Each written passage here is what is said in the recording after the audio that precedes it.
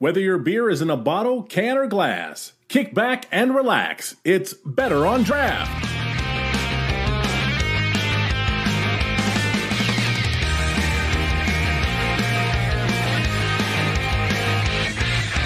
Welcome, everybody, to the Michigan Series, episode 21. My name is Ken. Thank you so much for joining us. We are on the final episode of Dry January, so I am still participating. I have got myself a Hoplark hop water with 008 hops, as well as a Partake Dark. So I am going to be drinking and enjoying. Maybe this late with caffeine is not a good idea, but hey, we're here and we're drinking. But let's go around and see what everyone else is drinking, starting with Rob. What do you got over there? Right now, I have some zero alcohol whiskey, the Monday zero alcohol whiskey mixed with some ginger beer. And I also just popped open a can, which got a little fizzy. It is the Eastern Market Brewing Company's Abolitionist Imperial Stout, which has been sitting for almost a year. I've got one in my refrigerator. I'm excited to crack open here, maybe in the next month and a half. But Wendy, what do you got over there? I decided to pull a Nick today since he's not on yet. And I have Arvon Brewing's Coastal Adventure. That is a delicious sour. And the Switch Lanes, a rye New England style IPA. And hailing from the great state of Arizona, Dan, what do you got?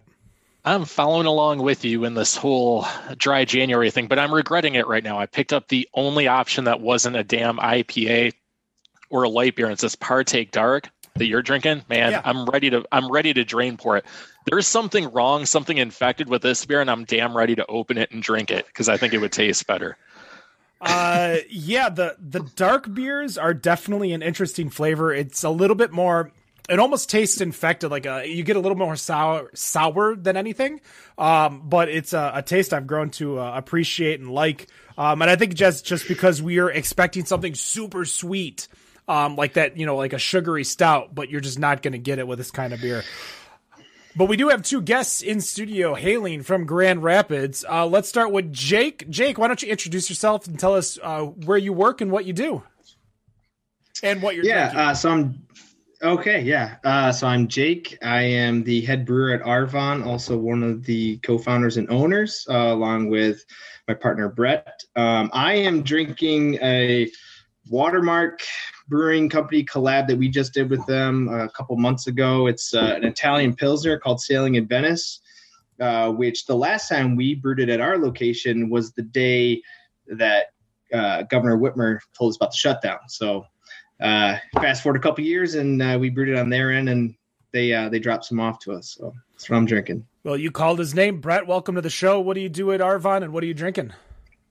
Yeah, thank you. So I'm one of the co-founders, owners. I do a lot more on the business end of things, sales, marketing, those sorts of things are kind of my camp. And I'm really jealous that Jake has that Watermark collab. I really want to try it, so I'll have to make sure I get a can of that. I am currently drinking a collab between Untitled Art and Three Sons. So it is this Mexican-style chocolate. I'm going to butcher the pronunciation. I'm going to call it pot de creme because I am evidently English, and it's a stout. So it's actually really good. Definitely on the sweeter side, and I'll probably finish up a little bit later with a Pilsner. I'll say I was jealous of Jake's Pilsner. I have our Pilsner that's releasing next week that I will open here after the stout, which is Space Chase. So it'll clean the palate a little bit. There, Jake, I'm curious. Is that the label they're going with? Or is they're crowlers? No, those are crowlers. They dropped off crowlers. It hasn't been canned yet. Nice. Well, we appreciate you guys taking the time out of your evening to join us on the show. My first question, give me a little bit of backstory about Arvon. How did it open? How did it come about? And kind of give us the rundown of what's been happening over the last few years. Yeah, absolutely. So I think we started kind of back in 2015. So Jake is my brother-in-law as well. And so we were hanging out at his house over Christmas. The beer was awesome. Everyone loved the beer. And Jake was figuring out how to give away beer. So I don't want to speak for you, but you were brewing on a regular basis trying to give away the beer. And I was like, dude, why give it away when you can sell it?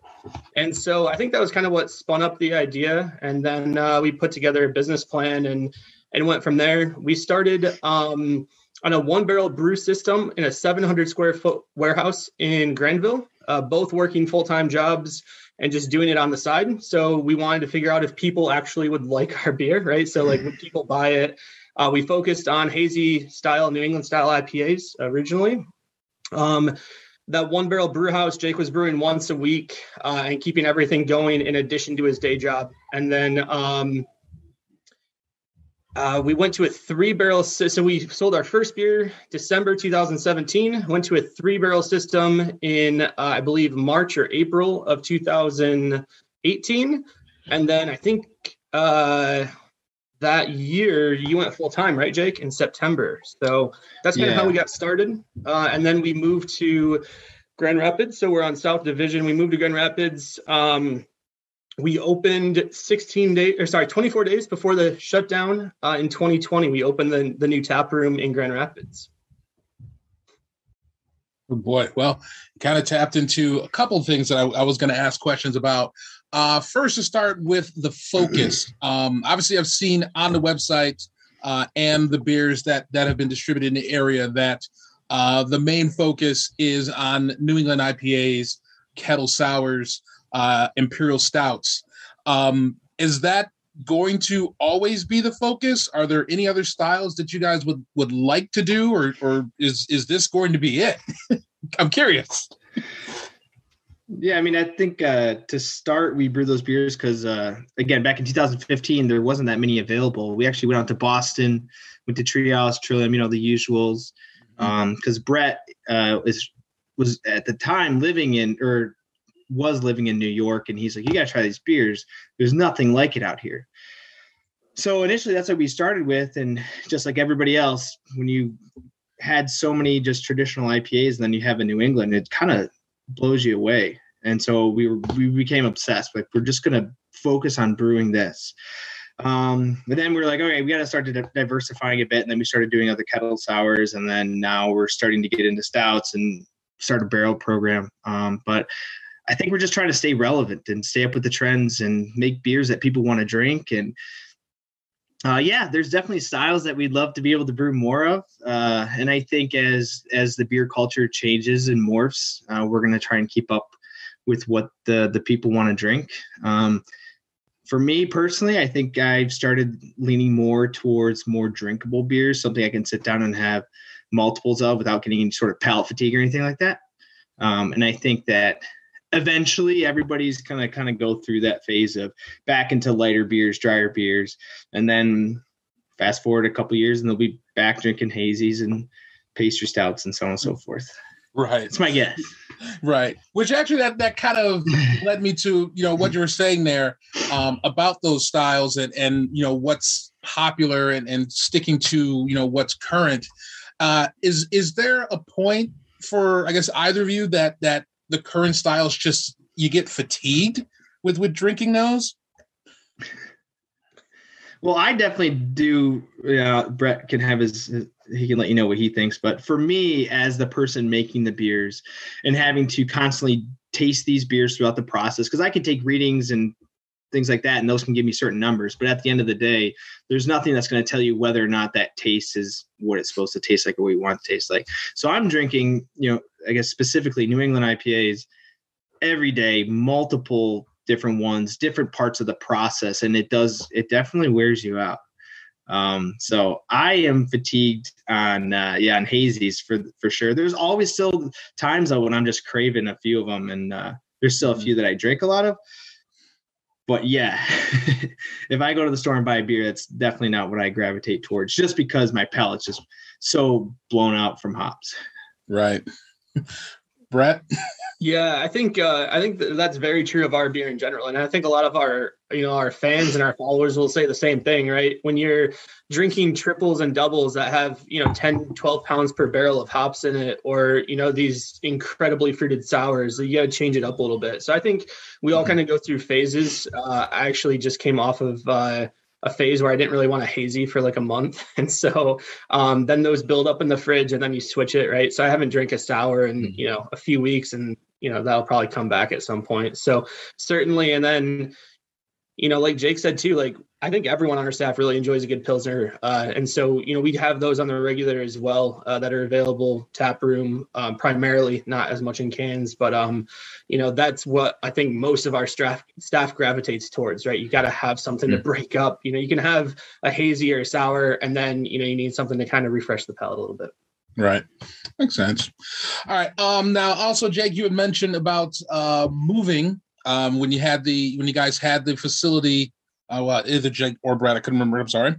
But you had mentioned you guys had started obviously in your 700 square foot location that was in Granville, and then now you're in a much larger space. I think it's something like 5,000 square feet. It used to be an Oldsmobile dealership. I'm curious, how has the new location treated you in these last few years, and is there anything different that you wish you could have done differently in the transition to the new spot? Brett, you did most of the transition, so that's. I know. I was curious to hear your thoughts on it. So yeah, okay. I think it was an interesting point in our journey, and so we were still extraordinarily small, right? We were cramming. I think we were turning out something like 20 barrels a week on average out of 700 square feet. So, a barrel is roughly 31 gallons for those, looking to compute that. So that's a lot of beer. I think Jake was brewing pretty much double batching every single day out of there. And the facility was just wearing down. Like it just wasn't made to do that. We essentially had just kind of repurposed the one barrel and Franken brewed it up to a bigger system. So when we were transitioning for a couple of reasons. One is like things were breaking faster than we could fix them in the other facility, quite literally. And then also we really wanted to control more of the experience that folks were having with our beer. So when we were in the 700 square foot facility, we were only distributing our beer. We didn't have a tap room. We didn't have anything on tap. And so you lose control every time that beer goes out your door, right? And so we wanted to be able to control that experience a little bit more. And so we really focused on those two things, right? Being able to have a more comfortable system, as well as have a place where people can enjoy beer. And we wanted to be in Beer City, right? We wanted to be in Grand Rapids. So those were kind of our main driving forces. Looking back at what we know now over the last 2 years, I think we probably would have made a lot more room for storage. Is probably a big one. We actually grew. So when we went into that facility, we've more than doubled our capacity since then, our brew capacity. With the pandemic and everything, it really changed our model. And so looking back, knowing what we know now, we probably would have organized things a little bit different and had more storage specifically in that facility. Other than that, I'm not sure the massive thing of more parking and more storage, I think would be the two key ones. But Jake, interested on your thoughts on that too. No, that's what I was going to say is just, when we went into it, our plan was to serve most of our beer on draft, on premise. Then obviously the pandemic hit, and then everything shifted because there's zero draft now. So everything has to be canned. And when you're canning everything, that means there's a lot more things that you need. Pack text and labels and trays and cans and all that stuff has to be stored somewhere. So yeah, we didn't know that going into it, that this was going to be our plan. But now that this is our business and what we're doing, storage space would be the most ideal thing. But other than that, I mean, brewing on that other facility and going to what we currently have, it's a million times better than what it was. So it's kind of hard to complain. All right. Before I bring Wendy in, I just want to, since if anybody is watching the video, you notice that Brody has let Nicholas join us. How you doing, Nick? I'm doing good now. Yeah, I'm always doing good. Yeah, Brody wanted to say hi, so and he's on his way to his bedtime right now. Gotcha. What you drinking over there? Well, I'm redoing kind of what I did last week. I got a taller version of IPA number 5 from Groundbreaker. And then from Drecker, all this talk of IPAs, I got their Royal Bee, their Honey Cream Double IPA. I swear, every time you bring up that IPA number 5, it puts that damn song in my head. Are you talking about Mambo number 5? Yeah, Mambo number Yes, 5. very much so. And it's Hey, the early 2000s called, Rob. They would like their music back. hey, yeah. Sure. I mean, how old were you in the 2000s? 77? Pretty much. The other Highlanders hadn't found me yet, so I was still hanging around. So the other Highlanders. The other Highlanders. Wendy, you're up. Well, I will second parking as your next goal for the tap room. That is, I've been there. I love it. I will be honest, your beers pretty much got me through the pandemic. Thank you so much for the delivering to the other side of the state. I'm actually bummed because our next delivery isn't going to be until like February 4th. So that's why I had to go out to get your beer. So I went, trudged out and got it, broken shoulder and all. So I know. My question is, you talked about beer that you are, you might get tired of drinking. What is there anything that you are really excited to try making, or that you might be tired of making? So making, no, I think the processes are pretty similar. I will say the adjuncting into the fruited sours is very labor intensive, and dissolved oxygen can become a big issue if you're not on top of it and having good practices when adjuncting at the rates we are with the amount of random ingredients that aren't supposed to be in beer generally that we're putting into them. So it's just labor intensive, but I don't mind making them. But yeah, there's a few things I'd like to dabble in. We were just talking about doing some sours. This hasn't been done yet, but we'd like to start. I'd like to start incorporating more wine into the beer and doing hybrids. We've done one for sure at New England IPA that had Sauvignon Blanc juice in it. But I'd like to incorporate some sours with grape juice and some other different fruits, kind of creating like these kettle sour mimosa kind of things. So that's something I'm interested in trying in the future. If you get the opportunity to. And we are now in the process of filling bourbon barrels. So we've been brewing a lot of stouts, and those are very long and labor intensive days also. But I'm very excited about that in our barrel program, and just expanding that and doing a bunch of cool things, and, learning from people who have been doing it for a long time. I'm very excited about that, to hear that as well. So it seems like all of a sudden you guys kind of were everywhere. Everybody was talking about you online, anybody that I was talking with in person. So I'm just wondering, like, what did that feel like when you were kind of expanding there? I was going to say, I still remember, like, I think the most incredible feeling I had was we started our Brew Crew membership in 2017, and I remember seeing the first person that wasn't a family member. Like, I remember that feeling. That was really cool. So I think that really stands out. At least from my perspective, and seeing a lot of the online stuff, certainly the momentum is building, right? And so that's really cool to see. It's really fun to see. I think it rejuvenates us a little bit too, right? Coming out of the pandemic, it's it wasn't some of the most fun times, right? At times. And so I think that's really fun to see. It's so incredible, though. Like, every time we go out somewhere, people are like, Arvon, where's that at? You're like, Grand Rapids. They're like, oh, really? Like, I love craft beer. I go to all the breweries. I've never heard of you guys. So, I still think there's a lot of folks that aren't talking about us, which is fine too. It's definitely cool to see it growing and continuing to grow and starting to snowball. But it's interesting because I think there's like, every 3 to 6 months, I'm like, wow, like, it's crazy how many people are talking about us, but it just kind of keeps feeling like I'm saying that. So I don't know where the end is in that when it kind of feels like it steadies off, but it's been a fun adventure for sure. Is there any interesting stories you have of meeting fans? Because I have found that some of us beer lovers can be a little fangirlish or fanboyish when it comes to meeting people and going to their favorite breweries. So do you have any stories like that? Yeah, Brett, I have a habit of hiding. So whenever the tap room opens, I try to stay on my side and then get out. So, but Brett, you talk to a lot of people. I think, I think probably the most fanboy one was actually I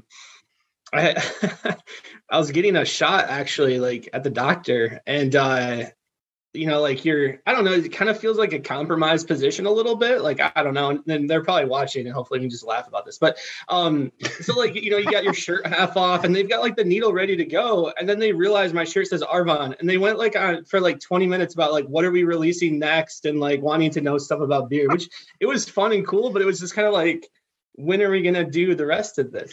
So that was an interesting one that I had. But most of the time, people are really cool. Like, people are excited. They really like the product, which is really cool to see. And it's, I'd rather have someone be like a fanboy or fangirl rather than like a hater, right? Someone who just wants to throw eggs at us. Like, that's no fun. So it's mostly fun. Dan, did you have something you wanted to ask? I do. So I want to go back to what the two of you mentioned about, getting burned out on tasting things like these IPAs. Do either of you worry that you may be burning out your customers? Because I'm taking a look at your tap list, for example, right now.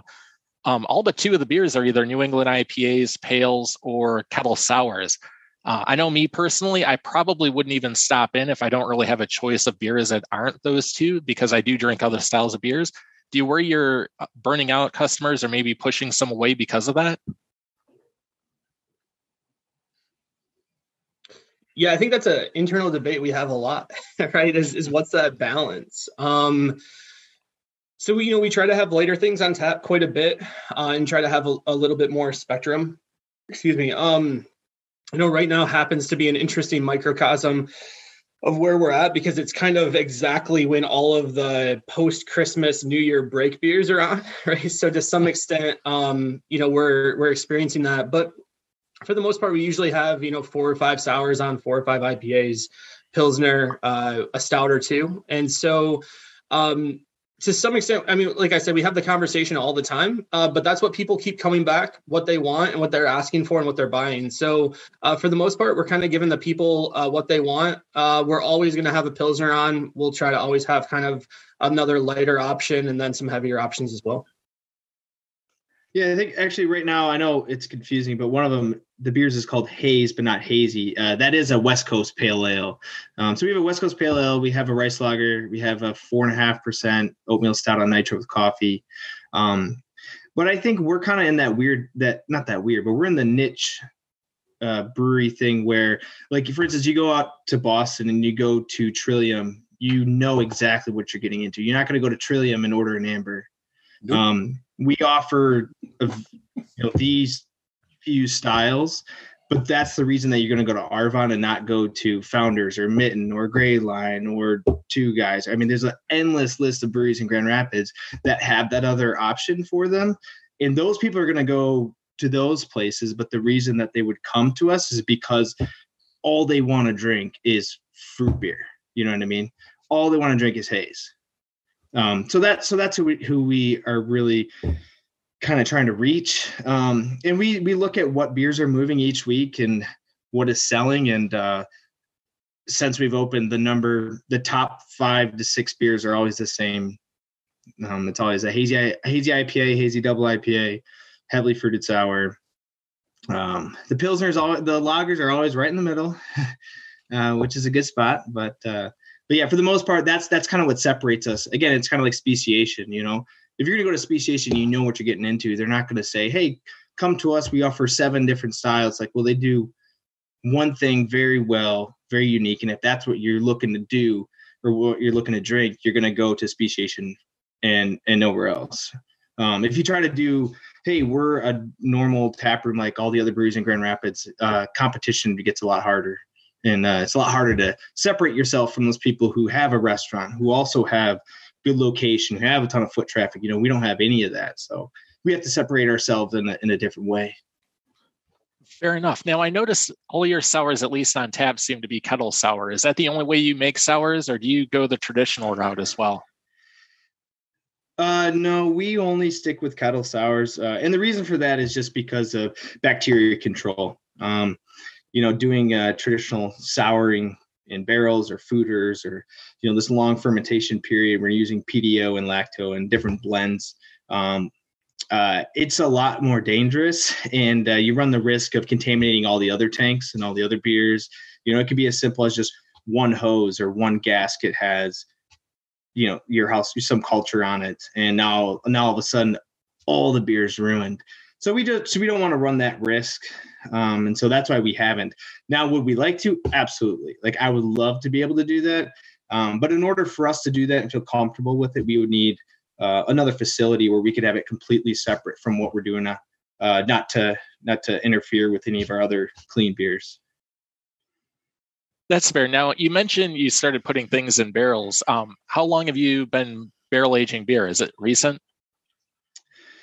Yes. Yeah. So we started barrel aging beers when we first moved into the new facility. We got 4 barrels from Coppercraft. So that would have been beginning of 2020. And we filled those and emptied them. And then we got some Heaven Hill barrels in 21 and some Buffalo Trace barrels. And we did that. And now this year we've more than doubled the amount of barrels we got or have had in the past. So this is year 3, I guess, going on year 3 of barrel aging stuff. But I'm good friends with Jeremy Kosmicki from Founders, and he's been very helpful and gave me a lot of pointers and things to look out for when it comes to barrel aging. And he's got tens of thousands of barrels. So if there's anybody to talk to, he's the guy. Now, something that caught my eye, last question, then I'm going to pass it to Nick. I was looking at your 4 o'clock Scotch Ale, and it talks about Stan and teaching you to be proud of your Polish heritage. You want to tell us a story about that? Tell us about how this came about? Absolutely. So that's a beer that's very dear to my heart. It's one I've been brewing for a very long time. One of the first recipes and artwork that we had for Arvon. So my grandpa, Stan Stanko, is kind of the reason that I think that myself and also my brother's a winemaker in California. He got us into fermentation and making things. He made bread, sourdough, sausage. He made all the wine for my parents' wedding. So he was, I would say, an integral part into what intrigued me into fermentation. He passed away before I was, old enough to really be into beer or care about beer. But he passed that along to my older brother, and my older brother then passed it along to me. And so, yes, I feel like he's the reason that I got into this and care about fermentation and care about making beer. And the 4 o'clock thing is that every day at 4 o'clock, no matter what you're doing, you stop, you sit down and you have a cocktail and you just relax. And so we made this Scotch ale, which I know obviously doesn't have Scotch in it, but a Scotch ale because he used to drink Scotch. I called it 4 o'clock. So that's that story. That's a great story. Nick, you had a question? I do. Is there, kind of going back to the tap list again, seeing a lot of IPAs, kettle sours, is there anything that you guys have that would like to make that you have not put out yet for your customers or for those that love to take up on your delivery service, which I think, by the way, major kudos to the delivery service and having it all mapped out perfectly and everything. One of the guys I work with told me about you guys, heard about you for the first time. They deliver all the way out here to the east side. And it was like, wow, I've never seen something this detailed. So kudos to that for you guys on that. But is there anything that you guys haven't put out yet that you would like to try and get out to the masses for your customers? So a lot of our experimenting and doing more, I would say, like classic styles generally ends up being for the brew crew. But yeah, there's some other stuff. So we've been getting more into doing lagers, and obviously starting off with just doing mostly pilsners, American style pilsners, and now we're kind of taking this path into more traditional styles. So doing more things like that. I know we got a black pilsner that's in the works. We just put out we haven't put out next week. I think it's coming out a New Zealand Pilsner. We're doing a Hellas lager. I think we're brewing that next week. So doing that. I believe the last brew crew release, we did a Doppelbock. So just doing more lagers and getting into that. And that's what I would like to do. I think that's right now what I'm interested in. When I'm reading and researching, I tend to find myself always going towards lagers and just trying to figure those out and how to make them the best that we possibly can. But I don't know if Brett, I don't know if you got anything that you want to make or have us make. This is the New Zealand Pilsner that we're releasing next week, and it is like the favorite Pilsner I've ever had. Granted, it's on the hoppier side, right? So very happy. Makes sense. But yeah, no, I actually, from my point of view, I really enjoy Jake's brain at work, right? So I'm the guy that gets to taste the fruits of the labor. I don't have to do much of the hard work, but pretty much anything Jake and team, brew up tastes pretty tasty to me. So I'm game for pushing the boundaries and continuing to see what we can do. Love, the idea of wine into sours and, just pushing these styles to see how far we can take them. That's part of how we kind of were founded. It's part of the whole brew crew is like how far we can push it. The March brew crew, we're pushing those boundaries with IPAs and seeing what all we can put in them. We're kind of doing some adjuncted IPAs. So it's going to be really interesting to see how far we can push these styles. And I think we're going to do a lot of that this year to see where we can take them. You had mentioned New Zealand Pilsner. What in the world is a New Zealand Pilsner? Because every time I hear the word Pilsner, I'm like, okay, I can relate to that. Yeah. That's like, one of your most basic styles. What makes it a New Zealand Pilsner? That's the first time I've heard that. Yeah. So it's a relatively undefined category or style. But essentially how we are interpreting it is it is a Pilsner that is heavily hopped with New Zealand hops. So ours has Motueka and Rawaka. It's 5.5%, so it's a little bit bigger. But we use a very neutral yeast so that the hops can be the star of the show. And New Zealand hops, think about like Nelson Sauvin and all the New Zealand hops that everybody knows about.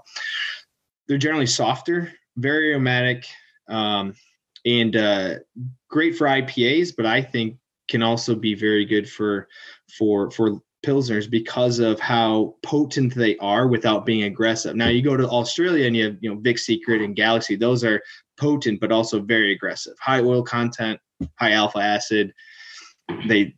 You don't need a lot of them for them to be effective. Whereas the New Zealand hops they're softer. They are potent and their flavors are very strong. They're extremely aromatic, which are wonderful. But for something, Pilsners, which are going to be a softer, not a Czech Pilsner, but what we're doing is it's softer, more approachable, and lends itself to be kind of like the perfect hop if you want a lot of aromatics, you want a lot of flavor, you want it to have perceived sweetness without it actually being sweet. Just like I think a great hop for a lager. So it's basically an IPL. It's very similar to an IPL. I think the hopping rates are similar to an IPL. But yeah, if you think IPL, think fruit, that's going to be what our New Zealand Pilsner is. Everybody has their own interpretation because, again, it's not like, hey, we're brewing, a Helles lager where it's okay. It's very, very, very much so mapped out on this is what a Helles should be. Mm-hmm. The New Zealand Pilsners, because it's newer and people are trying to get creative and try new things, relatively undefined. Okay. One more question before I pass it on. This one's more for Ken. I'm asking for Ken in this regard. Okay. Are you guys planning on making an alt beer anytime soon? As he's getting all bashful and everything. Like, oh yeah, gosh. Did you guys have that Urban Rest alt beer with Old Nation? If you, Ken's pointing, you could actually see it in my back corner right there. That's my alt beer stash is Man, that beer was amazing. To me, that was my favorite beer at the Detroit Beer Festival. I thought it was fantastic. And Old Nation was serving it, and then I also had the Urban Rest side. I would again. That's on my list of things I would like to make, and we kind of have this thing where we're doing basically one, lager or light beer a month. That's kind of all that our market really is demanding at this point. So It's on my list. My list in those beers though is just very long. So I'm sure when you make it, Ken will be the first one in line or first one to ask for it delivered to his house in Ypsilanti. So I'm sure he's just dying right now to have it. Oh yeah. Now. So I believe there we go. Yeah, Ken, you're all set now. I believe I'm passing this on over to Rob. You've got some more follow-up questions, I think. I had a couple. I thought Ken might have had one before I was going to jump in. I don't know if you guys know, but I'm on this show too. Okay. I'll pass it over to Ken, then Ken can pass it back to you. So. Forgot about Ken. Are you sure, Ken? I know. We don't really have an executive producer for this show, so we got like executive produce it ourselves. I mean, I don't mind. I love it when the show's on autopilot and I don't have to think. But I actually have lots of questions for these guys. So, well, then you take it, Ken. Yeah, we're gonna start with Brett. Brett, on the business side of Arvon, what's new and upcoming that we can expect from you in 2022?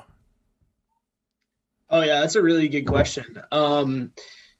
So I'm super excited for 2022, which I probably say every year, but like I am so excited. So one of the things we have not really been able to do, and one of the things we wanted to do when we opened this new facility is events. Like we've done some, depending on the COVID situation, depending on, restrictions, all those sorts of things, we've done some, but 2022 is going to be a really fun year. We just rolled out our taproom members program for 2022, which we kind of had like one for 2020 and 2021 because we just didn't do a whole lot with it. We couldn't. So I'm really excited to actually do some special stuff there. The beers that we're conceptualizing for this year, like I said, are pushing boundaries beyond anything that we've conceived. So like our brew crew is going to be seeing some really interesting stuff this year, which is pretty exciting. And then we have external events too. So we haven't been able to do a whole lot, as I've mentioned, but we've got it's A Tap Room is the name of the place. We're going to do a full month-long tap takeover in May in Indianapolis, for example. We've got the beer festivals coming up. I think prior to last year, we'd only ever done 1 or 2 beer festivals, right? So we're finally like able to do some beer festivals, hopefully this year. And so just a lot of events going on. We've got a tap takeover coming up in 2 weeks in Royal Oak. And so we just have a lot of really fun events coming up that we're going to be featuring a lot of beer that Jake's been talking about here. It's going to push the boundaries. I think we've already done more collabs this year, or maybe by the end of next month, we're going to do more collabs already this year than we have ever before. So those are some of the things that I'm excited about, and I think people are really going to love and enjoy, is just really taking what we do to the next level, being able to kind of, take the governor off to some degree and like really let loose and be able to do what we want to do. So that's what my hope and I think what we'll be able to do in 2022.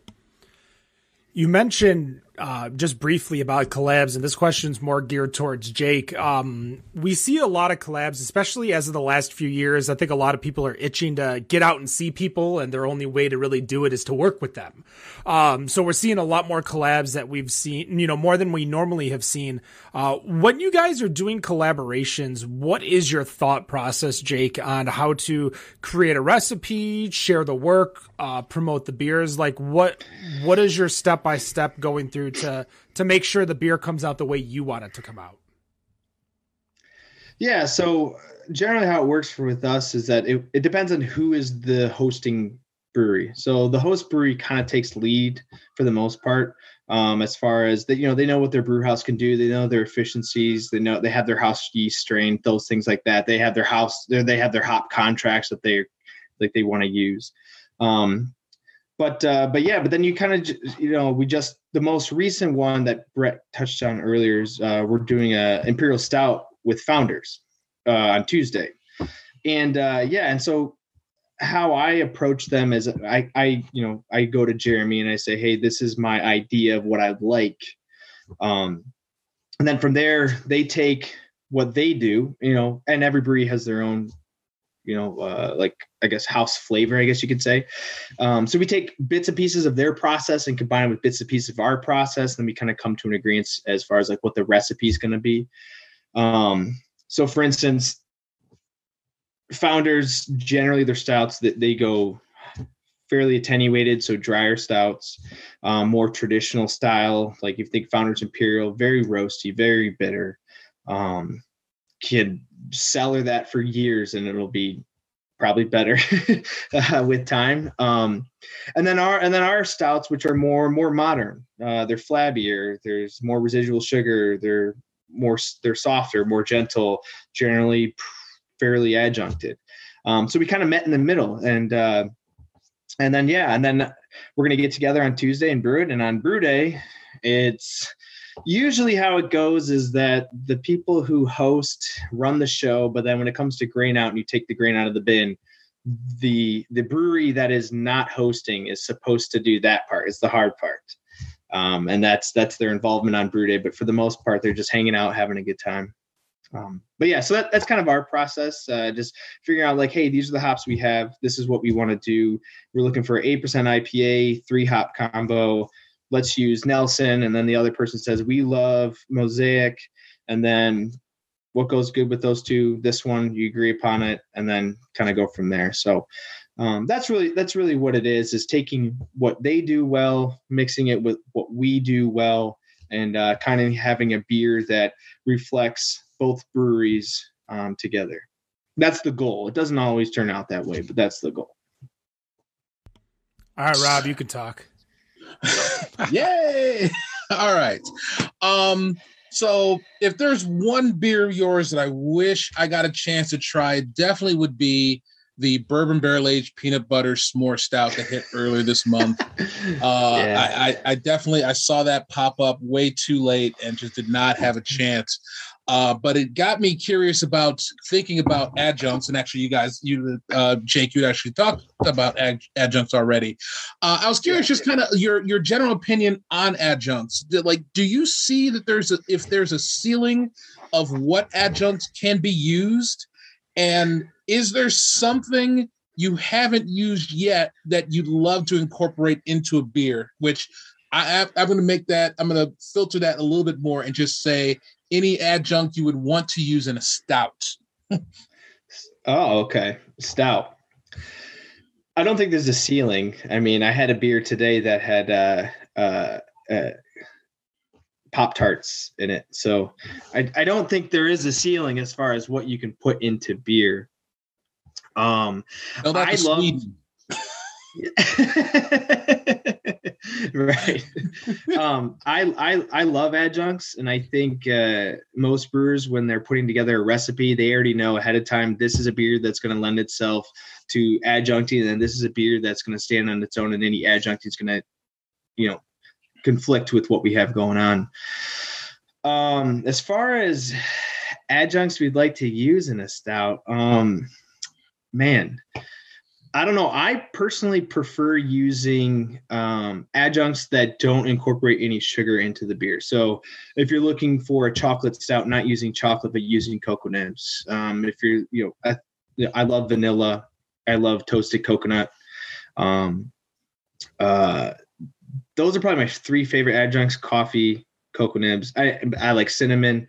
But as far as something I haven't used in a stout, I've used a lot of stuff. So I don't know. I would like to try more fruit. I know we did our Black is Beautiful beer, and our spin on it was a chocolate raspberry stout. And I love that stout. But I think the fruit is definitely hit or miss with people. They either love it or they hate it. But I think I would like to incorporate more fruits and doing more. If you're doing a pastry stout, doing more fruit-driven pastry stouts. Right. If that makes sense. So instead of doing here's our waffle beer, here's our raspberry waffle beer or whatever that may be. So I think fruit would be the one that I would like to incorporate more, as long as people are willing to get into that. I know our Black is Beautiful. Some people said way too much raspberry, and some people said perfect. So is what it is. If you missed out on the peanut butter s'more stout, we will have a few bottles that we're going to do a timed pouring at Winter Beer Fest. So if you missed out on that, we'll be around there. Yep. Which is you be there, Rob? Unfortunately, I will not be there. I I am definitely as with this group will know that I am the one in this group that has the most kids combined of the other four. So my chances of getting out to Beer City is usually very slim, but I definitely will check with my wife and see if that's possible and see how much the no hurts. You gotta get permission. So yeah, I'm with you. I had to get permission to go to it, and I'm pouring. So, one more that I wanted to ask, and I actually want to start with Brett on this one because I saw this post on Instagram. I believe you were the one who was speaking first in this post, so I'm definitely was going to start with you. Tell me about what is Dark Tuesday? Yeah, Dark Tuesday. So, we've done this for a couple of years now. So, that's kind of, I don't even know where to start. So, the fall is like the perfect time for big stouts. And so, I think it was maybe the first year, I think 2020, when we were the first year in the tap room, we'd thrown some stuff in barrels. We did some other imperial stouts. And so just releasing them around a single day. A lot of other breweries do think the day after Thanksgiving, Black Friday, right? So selfishly, we love standing in line for some of those Black Friday releases, right? And then also from a family standpoint, we want to spend time with family, hang out with family and friends. We really see those as awesome traditions that we and our staff get to enjoy on Black Friday over Thanksgiving weekend. And so we said, you know what? For us and our staff, we wanted to give them the day off. And so let's do something on Tuesday. So the last 2 years, we do our Thanksgiving release on Tuesday. Which every week we do our releases on Thursday. That's the week we do it on Tuesday. And it's worked out really well. So it's before Thanksgiving and everyone can get beer. They can share it with all their family and friends over Thanksgiving so that they can enjoy them. And that's usually when we're bringing out our biggest stouts. So this last year we did, I'm going to blank on the name of that. It's a 24-hour boil triple Time mash. Time Reaper is the name of it. It's all barrel aged. So, and we did 3 different variants of it that were released for that week.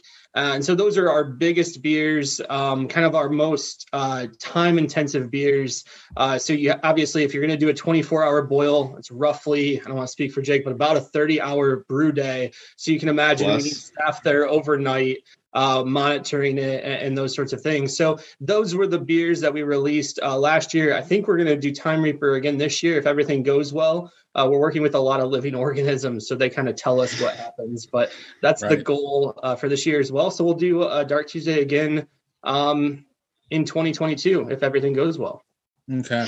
And real quick before we get to our final questions, Jake, as you brought that up with Black is Beautiful, is there any intention of bringing Black is Beautiful back? It's probably more of a Brett question. He controls the schedule, so I don't know. Is it Brett? Yeah, so I just do whatever he tells me to make.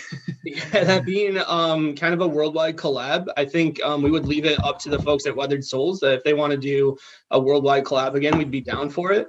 But otherwise, we will continue to explore, fruited stouts, adjuncted stouts in that way, and in other ways, probably other than that recipe. Gotcha. All right, I'm going to pass it back to Ken. All right. Well, I appreciate you guys joining us for this episode, the Michigan Series number 21. Before we go, we all like to ask one final question of you guys. So we'll go around and kind of do it, and then we'll give you guys the opportunity to promo whatever you guys have upcoming on top of what we've already mentioned. So let's start with Wendy. Wendy, what's your final question? So I am a new visitor to your tap room, and I'm going to be there, let's say, in the next 2 weeks. What is the one beer I need to try? Man, that's a really good question. 2 weeks. That's right around Valentine's Day. What do you like to drink? Yeah. Oh, I see you like got a sour and an IPA, but okay, everything. So I will say, I don't know about the exact timing. It might be a little bit more than 2 weeks, might be a little bit less, but we're coming back out with our 3X sours. So for those of you following our sour program, we have kind of our fruited sours. We got our 2X and we've got our 3X, which like 3X is a little ridiculously thick in how much fruit we put in those beers.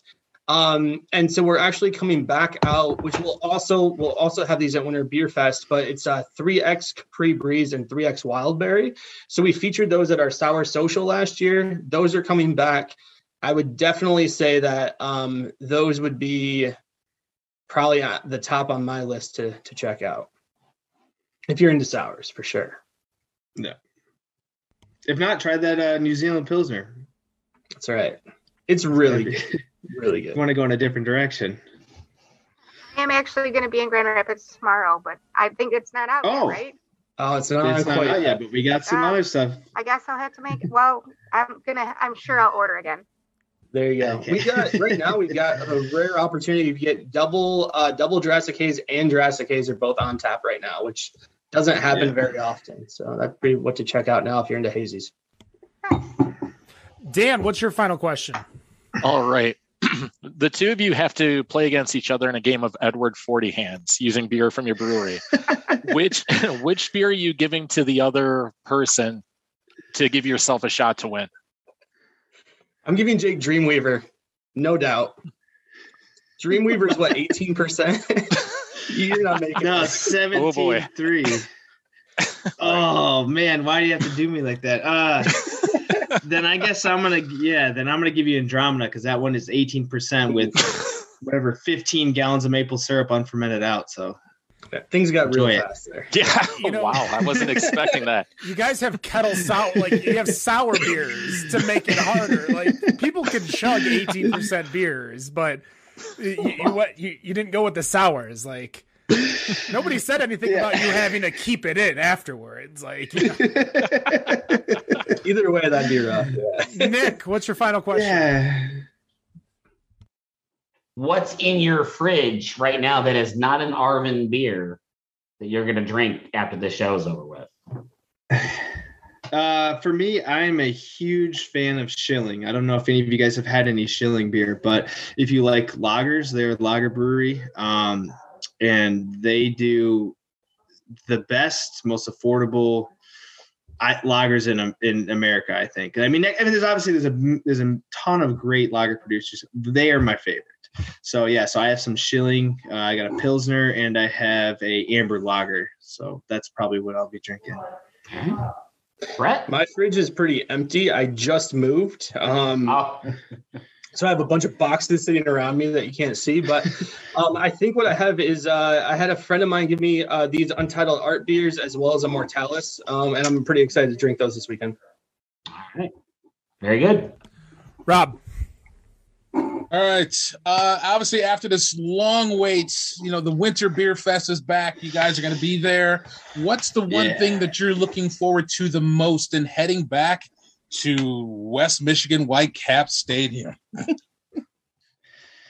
My thing is I just love being able to hang out with other people in the industry and talk to them and just see what they got going on. And, COVID was a grind, during the pandemic when everything was shut down. It was not fun. The part of the job is,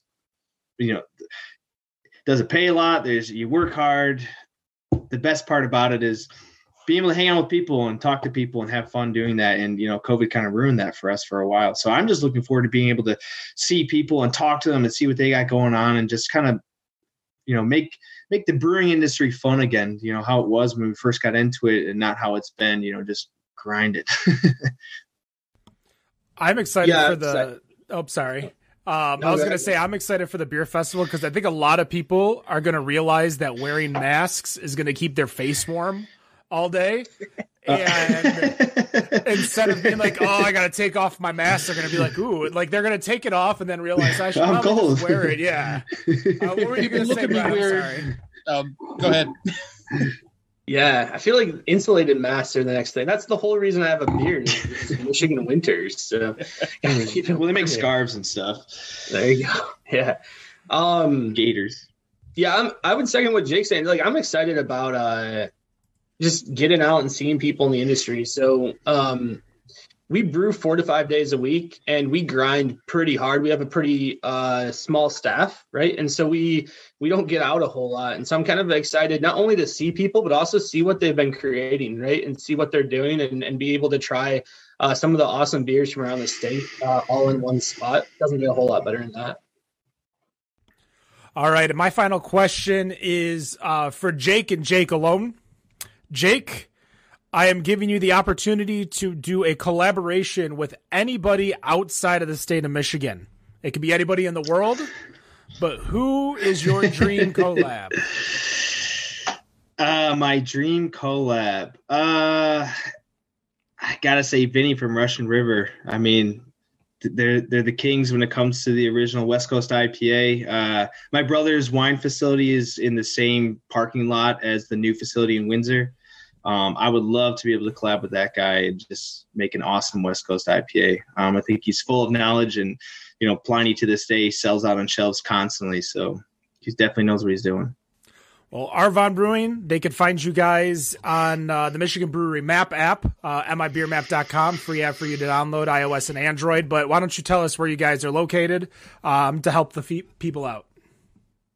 Yeah, absolutely. So we're about a mile south of direct downtown Grand Rapids on Division Street. You'll find us in a little white building next to the Dollar Tree there. If you don't want to venture out to Grand Rapids, we do deliver pretty much all across Southern Michigan. Let's try that again. Southern Michigan. So you can go on our website, arvonbrewingco.com. You can see when your delivery zone is. You can order beer through the links there. We're also on Instagram at Arvon Brewing Co. as well as Facebook. So those are the main places to find us.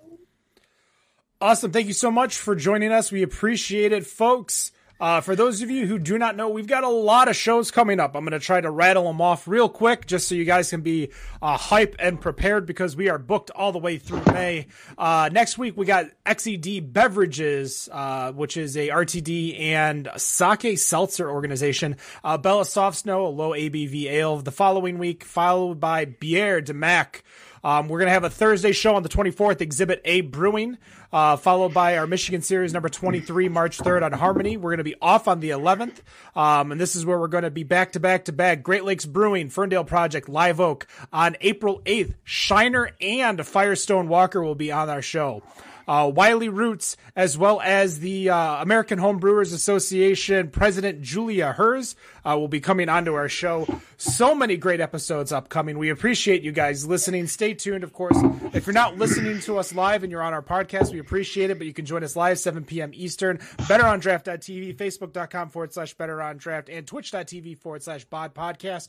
To Arvon Brewing and my co-hosts, I appreciate you listening. No matter what you think of your beer, we think it's Better on Draft. Have a good night. Peace.